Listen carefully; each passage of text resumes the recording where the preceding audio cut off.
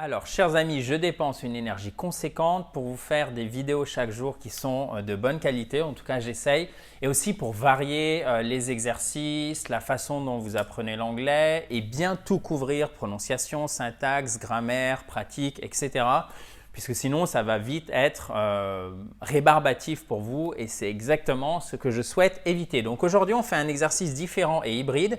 L'objectif de cet exercice c'est d'améliorer votre vocabulaire à partir du mot friend. Donc, on va élaborer autour de ce mot. D'ailleurs, c'est typique d'une bonne technique de mémorisation où vous avez votre mot noyau, si je puis dire. Alors, je vais tenter d'écrire un mot de 6 lettres correctement, une fois n'est pas coutume.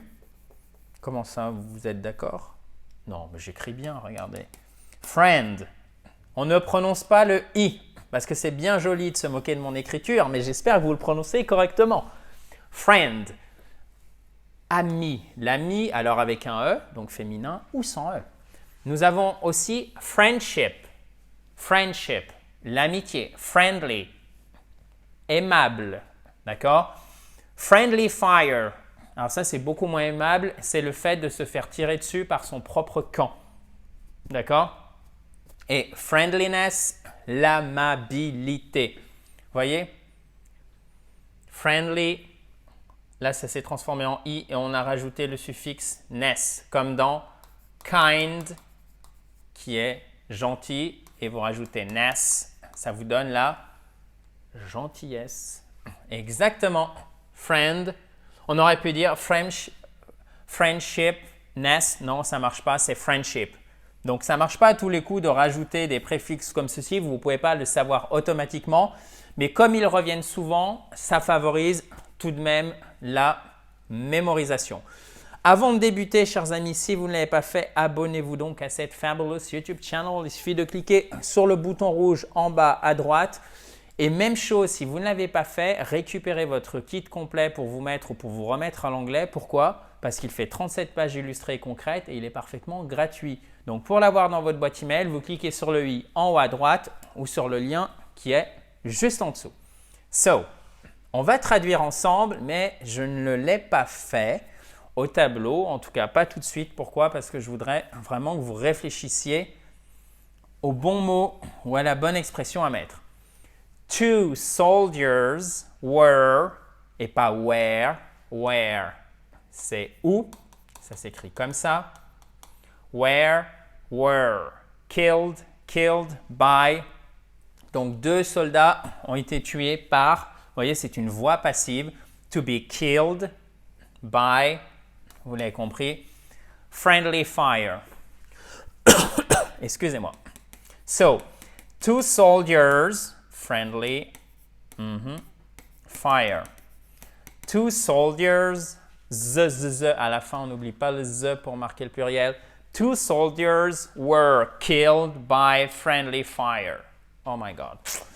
2 soldats ont été tués par leur propre camp, par les balles de leur propre camp, par leur propre camp. Enfin, si je puis dire, par leur propre camp. Peut-être que vous trouverez une traduction plus heureuse que la mienne. Si c'est le cas, n'hésitez pas à la proposer juste en dessous. She's my best. Alors, qu'est-ce que ça peut être? My best friendliness, amabilité, non. She's my best.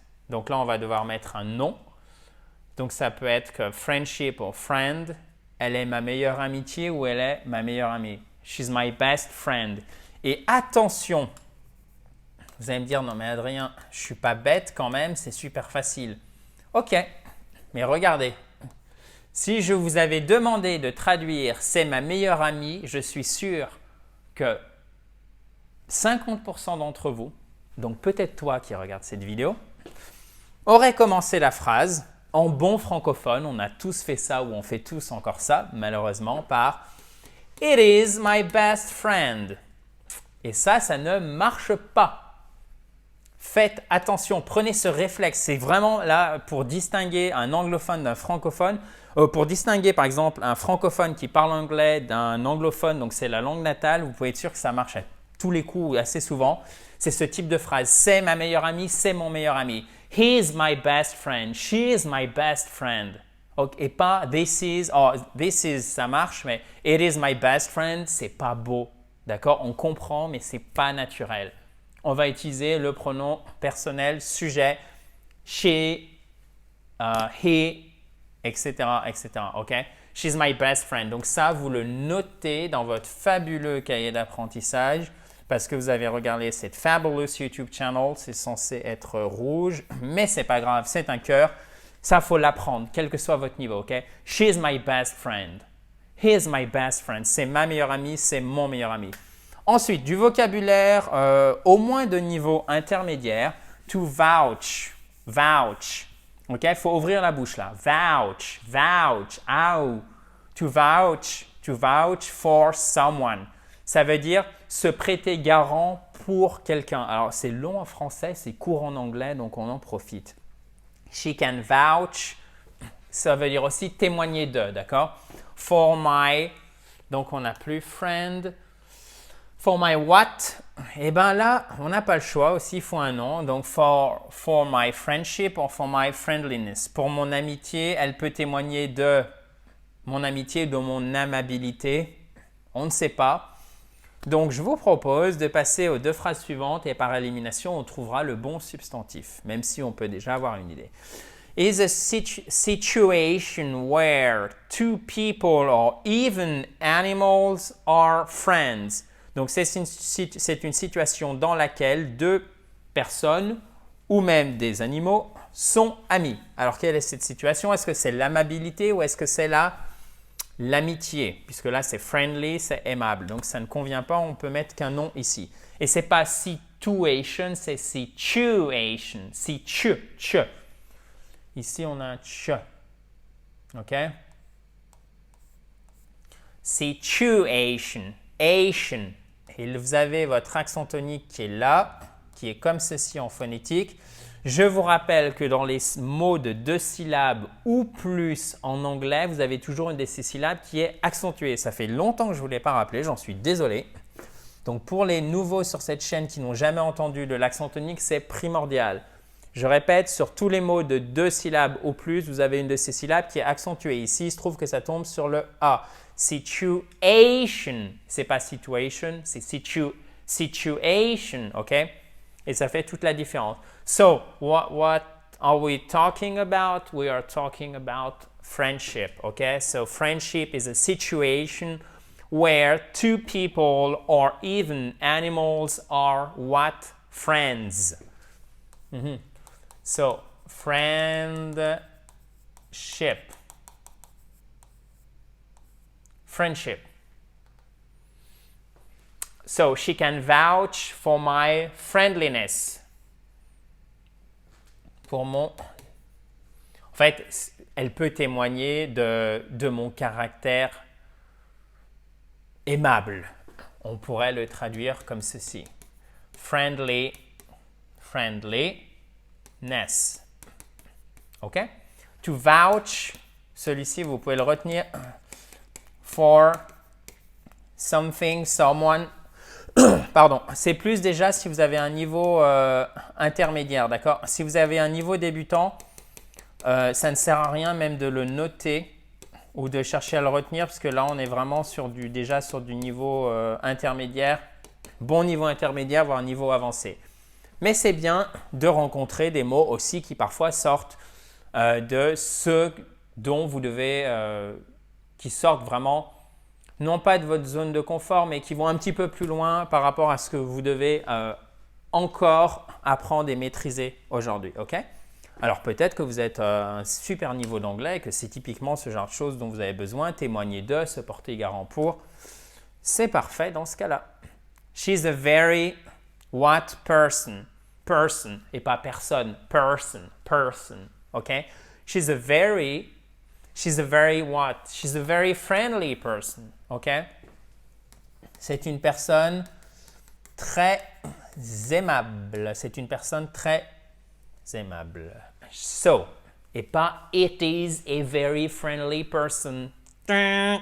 Même chose, ça ne marche pas. She is. Ok? Faites attention à chaque fois que vous avez un « on » en français. Posez-vous la question si ça ne marchera pas avec une voix passive plutôt en anglais. Alors, je ne vais pas revenir sur la voix passive. Je n'aurais peut-être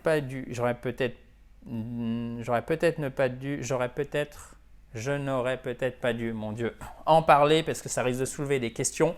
Donc, on fera, je vous ai déjà fait des vidéos sur la voix passive. Vous tapez voix passive, I speak, spoken dans YouTube ou sur Google et vous allez trouver tout ce qu'il faut. Mais donc, quand vous avez aussi c'est en français, méfiez-vous, pensez, ok, est-ce que je ne peux pas mettre le pronom sujet? Plutôt il, elle. Par exemple, she is my best friend, c'est ma meilleure amie, ou he is a very friendly person, c'est une personne très aimable.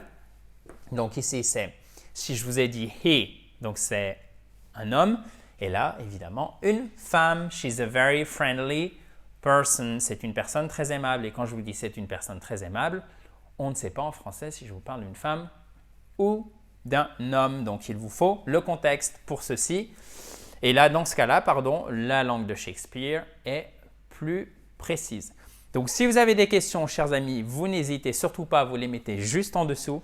Si vous ne l'avez pas fait, vous pouvez corriger cette erreur et vous abonner à cette fabulous YouTube channel, cette fabuleuse chaîne YouTube en cliquant sur le bouton rouge en bas à droite.